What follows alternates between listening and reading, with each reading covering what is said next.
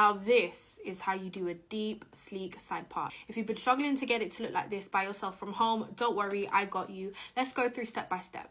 Firstly, we want to start off with no edges. If your unit already has edges, be sure to just brush it through and slick it back. This is because with a deep C part like this, you can see that the edges actually come off of the part. So you'll need to put that part in first to know where you're going to position your edges. Also, I want you to pay attention to where the part actually is. It almost follows the forehead hairline, but instead of dipping back down, it goes straight into that deep C. So this is basically the shape you want to replicate on your unit. If you're a beginner, it might help to trace out where that C shape would go with your hands before you actually start parting it. And then use a very pointy rat tail comb to go in and replicate that shape. Honestly, the parting is the hardest part, but make sure it is neat and slick because it makes the entire hairstyle. My lace finish is right here, but I'm going to finish the C shape right there so that I have some room. The last thing you want is some track showing, girl, so make sure you get this on point. Also take that part in a little bit more than halfway across the middle point of your head, just so that this parting remains its own thing and doesn't just blend into the rest of your hair. You'll probably find you need to make the C shape a lot deeper and a lot more neat, so take your time with it. It's trial and error, but you'll get there eventually, I promise. Make sure you part that C shape all the way to the very front of your hairline, and now you can start to see that shape being created. Once you're satisfied with your shape, you can start hot combing everything down and super duper flat. At the front here, I'm going across and then dragging it forward, and that just adds to the dramaticness of the part too. Once it's all nice and flat and going in the right direction, whatever hair strands are naturally falling in the direction of your face,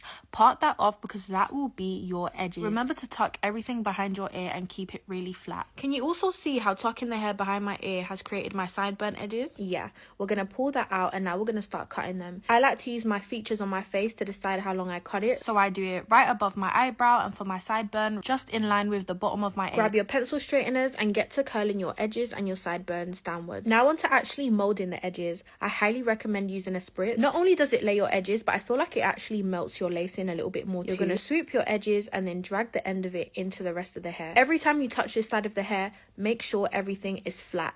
Press that in, blow dry it, and mold it as flat as you possibly can. And yep, here I am clipping that hair down again because it has to be super duper flat. You then go on to the rest of your edges, which is pretty self-explanatory. But if you want me to do a separate video on how to create edges on your unit, let me know. See how flat the hair turned out? That is exactly what you're looking for. Now the hard part of the hairstyle is done, you can just move on to styling. I added water and mousse to my unit, and I love using this hair mascara thing and some foundation to further define that part. And you are done. Tell me this part doesn't eat. Like, I just love how crisp and sleek it looks. It is 100% the only way to do a side part for me anyway. I hope this video made it a little bit easier for you if you've been struggling.